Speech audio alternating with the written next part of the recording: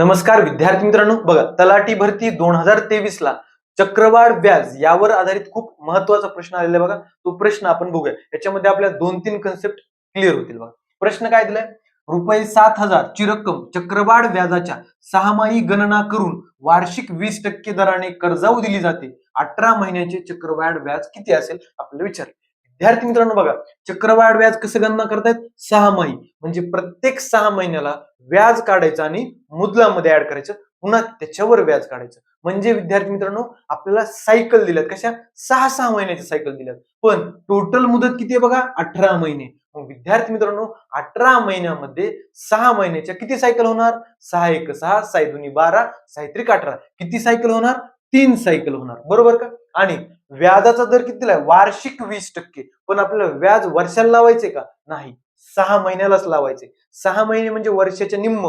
वर्षाच्या निम्म हे असेल तर व्याजाचा दर पण निम्मा करावं लागेल बघा. 20% तो पण निम्मा करावं लागेल. किती झाला?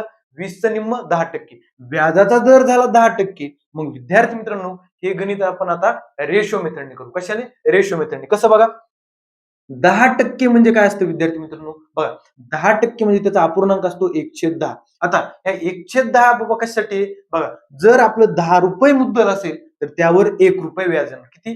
10 रुपये मुद्दल असेल तर 1 रुपये व्याज येणार. आणि रास किती? रास काय असते? मुद्दल अधिक व्याज. म्हणजे बघा, 10 रुपये मुद्दल आहे तर 11 रुपये रास होणार. पण अशा सायकल किती आहेत? 3 सायकल आहेत ना. पहिली सायकल, दुसरी आणि तिसरी. बघा, पुन्हा 10-11, 10-11, बरोबर का? हे झालं मुद्दल, ही झाली रास म्हणजे अमाऊंट. बघा आता रेशो मेथड मध्ये यांचा आपण गुणाकार करतो. 10चा गुणाकार 3 म्हणजे 10चा घन किती? 1000, बरोबर. आणि इकडे 11चा घन 1331. बघा, हे आलं मुद्दल, हे आली रास. पण ही कशी आहे? रेशो मध्ये. ऍक्च्युअल मध्ये मुद्दल किती आहे? 7,000. ऍक्च्युअल मध्ये मुद्दल किती आहे? 7,000. बघा, 1000ची 7 पट झाली, इकडे पण 7 पट होणार. 7 एक 7, 7 त्रिक 21 ला 1, हातचे आले 2, 7 त्रिक 21 आणि 2 23, हातचे आले 2, 7 एक 7 आणि 2 9. बघा, रास आली 9,317.